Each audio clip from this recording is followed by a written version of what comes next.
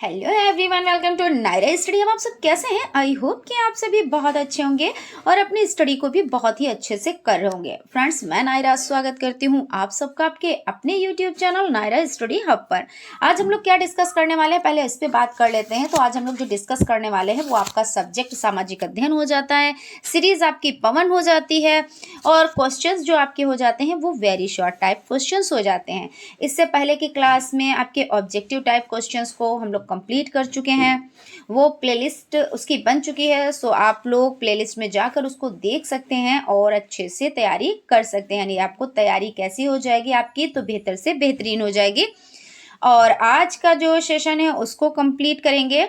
सो अगर अभी तक आप लोगों ने चैनल को सब्सक्राइब नहीं किया है तो प्लीज़ सब्सक्राइब कर लीजिएगा, बेल आइकन को प्रेस कर लीजिएगा और सेशन पसंद आए तो लाइक भी ज़रूर कीजिएगा और हो सके तो अपने फ्रेंड्स में भी वीडियो ज़रूर शेयर कीजिएगा, क्योंकि बेनिफिट देखिए आपका तो हो लेकिन अपनों का भी बेनिफिट होना चाहिए। तो चलते हैं आज की सीरीज का फर्स्ट नंबर क्वेश्चन, इसको देखते हैं। चंद्रगुप्त मौर्य चंद्रगुप्त मौर्य मगध के सिंहासन पर कब बैठा? तो चंद्रगुप्त जो मौर्य हो जाते हैं वो 321 ईसा पूर्व में मगध के सिंहासन पर बैठे। अगर आपको 322 कितना, तो 322 ईसा पूर्व कहीं पे मिलता है तो आप इस पे टिक करेंगे, ना कि 21 पे। और अगर 21 ही ऑप्शन में है और 22 नहीं है तब तो आपको करना ही रहेगा। बाकी राइट आंसर आपका 322 हो जाता है। सेल्यूकस में भारत पर आक्रमण कब किया? यहाँ पे ये है सेल्यूकस ने भारत पर कब आक्रमण किया, है ना। तो 305 ईसा पूर्व में सेल्यूकस ने भारत पर आक्रमण कर दिया। अगर बात की जाए तो सेल्यूकस निकेटर सिकंदर महान के सेनापति एंटियोकस का बेटा था। किसका बेटा था? तो जो सिकंदर महान हो जाते हैं उनका सेनापति था एंटियोकस इनके, ठीक है ना। मेगास्थनीज के अनुसार भारत का सबसे बड़ा नगर कौन सा था? तो पाटलिपुत्र हो जाता है। मौर्य शासन में सेना का संगठन करने वाले मंडल में सदस्यों की संख्या कितनी हो जाती है? तो संख्या 30 हो जाती है। मौर्य शासन में नगर के न्यायाधीश तथा जनपदों के न्यायाधीश को क्या कहा जाता था? तो नगरों के न्यायाधीश व्यवहारिक महापात्र और जनपदों के न्यायाधीश राजुक कहलाते थे। भूमि कर एकत्र करने वाले अधिकारी को क्या कहा जाता था? तो भूमि कर एकत्र करने वाले अधिकारी को अग्रम कहा जाता था। और मौर्य प्रशासन में तीर्थ क्या था? तो शासन की सुविधा के लिए केंद्रीय शासन कई विभागों में विभक्त था जिन्हें तीर्थ कहते थे। और उसके बाद अगला क्वेश्चन हो जाता है, बिंदुसार को किस और उपनाम से जाना जाता था? तो बिंदुसार को अमित्र यानी शत्रुओं का संहारक, है ना। और हो जाता है यहाँ पे बिंदुसार की बात हो रही है तो बिंदुसार को अमित्रघात के नाम से भी जाना जाता था। यूनानी इतिहासकारों ने इन्हें क्या कहा? तो अमित्रोचेट्स के नाम से भी इनको जाना जाता था, ठीक है। अशोक का धम्म किस सिद्धांत का अनुमोदन करता था? तो अशोक का धम्म जो हो जाता है वो वसुधैव कुटुंबकम के सिद्धांत का अनुमोदन करता था। और मौर्य काल में समाज कितने वर्गों में विभक्त था? तो मौर्य काल में समाज जो हो जाता है वो 4 वर्गों में विभक्त था। कौन कौन से यानी वर्णों में विभक्त था? कौन कौन से? तो ब्राह्मण, क्षत्रिय, वैश्य और शूद्र ये हो जाते हैं। मौर्य काल में शिक्षा का प्रमुख केंद्र था। तो मौर्य काल में जो शिक्षा का प्रमुख केंद्र हो जाता है वो तक्षशिला हो जाता है। अगर हम बात करते हैं तक्षशिला की, तो तक्षशिला को प्राचीन दुनिया का पहला अंतरराष्ट्रीय विश्वविद्यालय माना जाता है। अगर क्वेश्चन आ जाता है कि प्राचीन दुनिया का पहला अंतरराष्ट्रीय विश्वविद्यालय किसे माना जाता है, तो आपका तक्षशिला, है ना। और ये दुनिया भर से यहाँ क्या होते हैं, यहाँ दुनिया भर से लोग पढ़ने के लिए आते थे, ठीक है।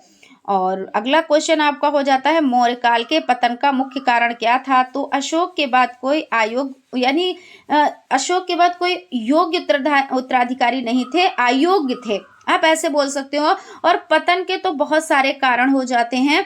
सबसे पहले क्या होता है, कमजोर उत्तराधिकारी। शासन तो मिल गया लेकिन उसको संभालने के लिए जितनी ताकत चाहिए, जितने ताकत वाला बंदा चाहिए वो नहीं होता है। तो उसमें क्या होता है, जो शासन होता है वो तो लड़खड़ा जाता है और समाप्त हो जाता है, फिर उस पर कोई और विजय प्राप्त कर लेता है।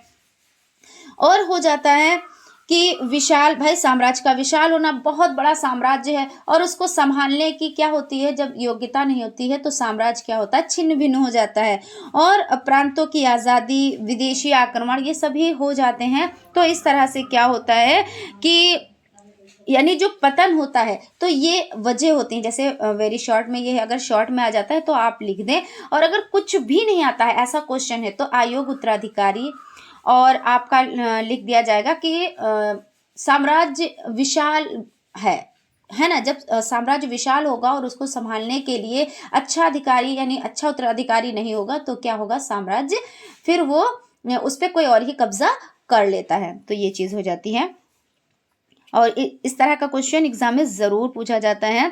अगला क्वेश्चन आपका हो जाता है, मौर्य प्रशासन में जनगणना समिति क्या कार्य करती थी।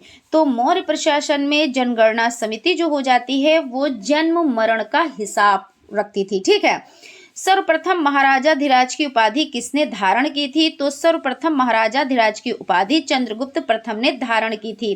गुप्त संवत का प्रचलन किसने व कब किया। तो चंद्रगुप्त प्रथम ने 319 से 320 में गुप्त संवत का प्रचलन किया था। महाकवि हरिशेन कौन था।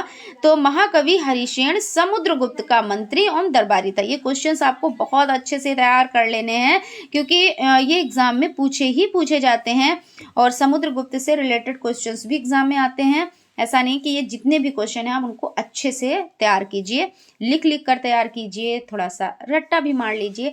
ऐसा कुछ नहीं कि आप रट्टा मारेंगे, वो तो छोटे बच्चों के लिए है, रटाना और रटना बिल्कुल मना दी है, लेकिन आप लोग को तो करना ही पड़ेगा। समुद्रगुप्त को भारत का नेपोलियन क्यों कहा जाता है। Very very very important. मैं जितनी बार कहूँ वेरी उतना ही कम है, ये बहुत ज़्यादा आपका इम्पोर्टेंट हो जाता है।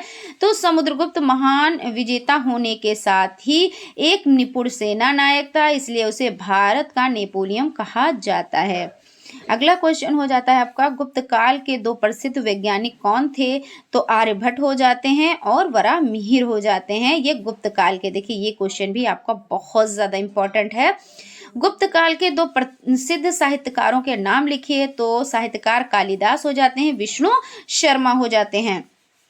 चंद्रगुप्त द्वितीय के बारे में बताएं। तो ये समुद्रगुप्त के बाद उसका पुत्र चंद्रगुप्त द्वितीय राजगद्दी पर बैठा। चंद्रगुप्त द्वितीय ने 400 वर्षों से मालवा व गुजरात में शासन कर रहे शकों को हराया। उन्होंने विक्रमादित्य की उपाधि धारण की। चंद्रगुप्त विक्रमादित्य के शासन में भूमि कर वसूलने वाले अधिकारी को क्या क्या कहा जाता है ना। यहाँ पे ये होना चाहिए था। तो शलिक कहा जाता है। और हूणों ने भारत पर आक्रमण किस शासक के काल में किया था। तो हूणों ने भारत पर जो आक्रमण हो जाता है वो कुमारगुप्त के शासनकाल में किया था, ठीक है। आप लोग भाई लाइक सब्सक्राइब करते रहें, बहुत ज़्यादा ज़रूरी हो जाता है। आपको देखिए अच्छा कंटेंट प्रोवाइड होगा और अच्छा कंटेंट प्रोवाइड होता है, तो इसके लिए भाई आपको देखिए सब्सक्राइब तो करना रहेगा, जिससे आपके पास नोटिफिकेशन पहुंचेगा। और जब नोटिफिकेशन पहुंचेगा तो आप क्लास को क्या कर पाएंगे, आप क्लास का बेनिफिट ले पाएंगे। चीनी यात्री फाहियान किसके शासनकाल में भारत भ्रमण पर आया था। तो चंद्रगुप्त विक्रमादित्य के शासन काल में हो जाता है। चीनी यात्री फाहियान का वास्तविक नाम क्या था, बहुत ही ज्यादा इंपॉर्टेंट ये क्वेश्चन हो जाता है। कुंग था, क्या था, कुंग था। फाहियान का क्या अर्थ है। तो फाहियान का अर्थ है धर्म गुरु या धर्म रक्षक। गुप्त वंश का अंतिम योग्य शासक कौन था। तो स्कंदगुप्त विक्रमादित्य ये हो जाते हैं। हूण आक्रमणकारी कौन थे। हूण लोग मध्य एशिया के खानाबदोश जंगलियों के समूह थे। हूण कौन थे। तो हूण लोग जो हो जाते हैं वो मध्य एशिया के खानाबदोश जंगलियों के समूह थे, इनको हूण कहा जाता था। पुष्यभूति वंश का प्रथम प्रभावशाली शासक कौन था। यहाँ पे क्वेश्चन क्या हो जाता है कि पुष्यभूति वंश का प्रथम प्रभावशाली शासक कौन था। तो हर्षवर्धन। और हर्ष के शासनकाल में प्रांतों को क्या कहा जाता था। तो हर्ष के शासनकाल में प्रांतों को भुक्ति कहा जाता था। हर्ष के समय में किन्हीं दो विद्वानों के नाम बताइए। तो बाणभट्ट और दिवाकर ये हो जाते हैं, ये दो विद्वान हो जाते हैं। तो आज की सीरीज का लास्ट क्वेश्चन उसको भी देख लेते हैं। आज की क्लास बहुत ही शॉर्ट रही है, लेकिन आप लोगों को इसको देखना ज़रूर है, पढ़ना भी है। अगर आपका ये थोड़ा यानी शॉर्ट में क्लास है तब भी कोई इश्यू नहीं होना चाहिए। क्यों? क्योंकि आपको तैयारी करनी है और बाकी प्लेलिस्ट बन चुकी है, वहाँ पे भी आप लोग अच्छे से देख सकते हैं और अच्छे से तैयारी कर सकते हैं। प्राचीन ग्रंथ राजतरंगिणी में कितने राजपूत कुलों का लेख है? तो राजतरंगिणी में 36 राजपूत कुलों का लेख हो जाता है। तो इस तरह से आपका सेशन होता है कंप्लीट। यहीं पे वाइंड अप करते हैं, मिलते हैं अगले क्लास में। तब तक आप लोग अपना ख्याल रखें, स्टडी को कंटिन्यू करें और भाई स्टडी आप लोग अच्छे से करने लगें, क्योंकि यहाँ पे आप लोग जब क्लास अटेंड करते हो ना, यहाँ पे सारी जानकारी होती है कि कितनी क्लास आप लोगों ने अटेंड की है, कितनी देर आपने स्टडी की है, कितनी देर नहीं की है, सभी चीज़ें हो जाती हैं। तो क्लास आप लोग पूरा देखा कीजिए, स्किप करके तो बिल्कुल मत देखा कीजिए, क्योंकि देखिए आप ही के लिए बेहतर है। और हम ये रोज़ बोलते हैं कि एग्ज़ाम की डेट समझ लीजिए लगभग आ ही गई है, बस कंफर्म नहीं है। तो अब टाइम भी तो नहीं आप लोगों के पास बचा हुआ है ना। तो अच्छे से सीरियसली आप लोग पढ़ाई कीजिए। बाकी मिलते हैं अगले क्लास में। Thank you.